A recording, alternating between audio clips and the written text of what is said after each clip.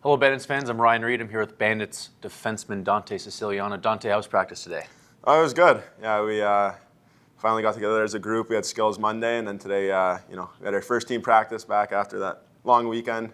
Road games or whatever, 9 hours away in West K. So we got to work, and a lot of battle drills, and just clean up the details that we got to work on for this upcoming week. Now you're at 12 points on the season. You're already 2 points off of your point total from last year. What part of your game do you think has grown the most so far this season? Yeah, I mean, points are obviously great to get, but it's not everything that I'm looking for. I'm just trying to continue to play consistent hockey and continue to kind of lead this team and help this team win games. So, it's nice to always help the team and contribute, but confidence-wise is just stepping into a bigger role with this team and as a leader and as a guy who's playing now 20-plus minutes a night. It's obviously a challenge for me, but I feel like I'm, really getting to the spot that I want to be at and getting ready, for the season, for playoffs coming up, and then obviously my end goal of going to play NCAA hockey the following season.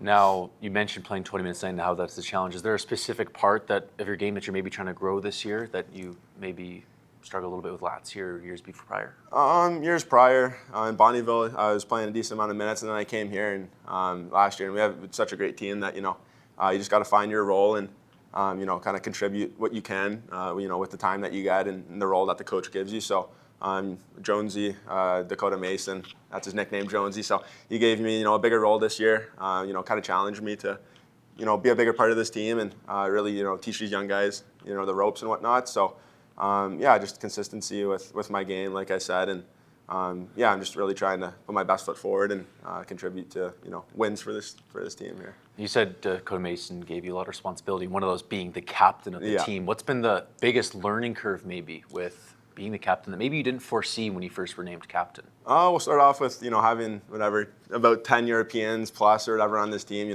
trying to get them as comfortable as they can, as quickly as possible to start the season off, because the tighter we can get as a group, off the ice and on the ice, the more success we'll have, during our gameplay and the chemistry that we'll build. So just trying to get everyone, a bit more comfortable here with, just living in Brooks and, being a part of their billet families and, being away from home. Like a lot of these guys are pretty young. So, teaching them how to be independent in a way and, take care of themselves at the rink. That's just a couple little things that, I've had to work on here. You can almost call it parenting, but not really. I'm just, guiding these guys in the right direction. And then obviously, I got to be, a leader out there and a role model to these guys and, put my best foot forward, like I said, and, lead by example for sure. And then also, lead with my voice. You've been very consistent this year, playing up and down throughout the game. How do you maintain that consistency with all this crazy travel that we've had to start the year in Abbotsford for a week, in Kelowna just a couple weeks later, and we still have lots of big road trips to go on? Yeah, it's always a challenge when you get off the bus. Like we just were 9 hours away. You get off the bus and you gotta get your legs into and reset properly. For the upcoming games. But consistency, I just pretty. I wouldn't say I don't know. I have like a special routine that I do, but I always stick to certain things on game days and only eat certain foods and stuff like that. I don't know. It's a little kink, I guess, I have with off ice preparation. I think the saying it's only weird if it doesn't work. That's true. Yeah. That's true. So but I mean, just knowing I can contribute every night, whether it's as a leader or on the score sheet or just anything like that. I want to contribute one thing at a time. Even if some days I'm not feeling, at my best. Just trying to be consistent with, my gameplay and not trying to complicate things too much, because once you complicate too much, that's when you kind of take yourself out of the game and stress a bit too much about what's going to happen in your next shift. Now, coming off of 2 games that we probably would want back against West Kelowna, one of the powerhouses so far this season in the BCHL, how do you take the learning lessons from that and apply it to the upcoming back-to-back against Blackfalds? Yeah, so we're going from West K, a really good team in this league, and then we're going to Blackfalds. I think they lead our division right now. So, it's a good challenge for us. I thought we played 2 good games in West K. Tight games.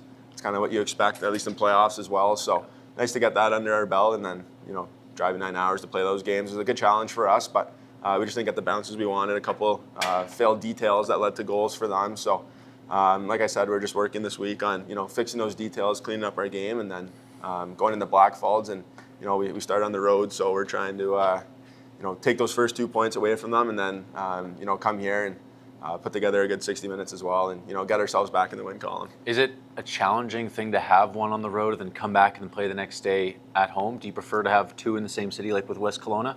Or do you care too much if it's in home and away with Blackfalds? It doesn't really matter. I mean, obviously it's nice to play two games in front of the home team here in our arena, but yeah, it's not too bad. I mean, it's only 3 hours away, and when you play a team one night in their arena and ours the other night, we're both in the same schedule of having to drive back and do all that same travel. So it's really inconsequential, sorry, to how we're going to be playing, and both teams are in the same boat. So we're just looking to put together two good games here and try to get out of this weekend with 4 points. One last one for you, just kind of an overarching question is, how do you want to leave a legacy as a Bandit and as a captain this season?